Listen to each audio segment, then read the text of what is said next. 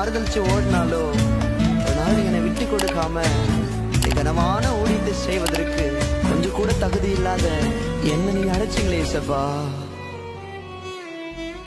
என் மீது ஏனோ இத்தனை பாசம், என் மீது ஏனோ அளவற்ற நேசம், என் மீது ஏனோ இத்தனை பாசம், என் மீது ஏனோ அளவற்ற நேசம்.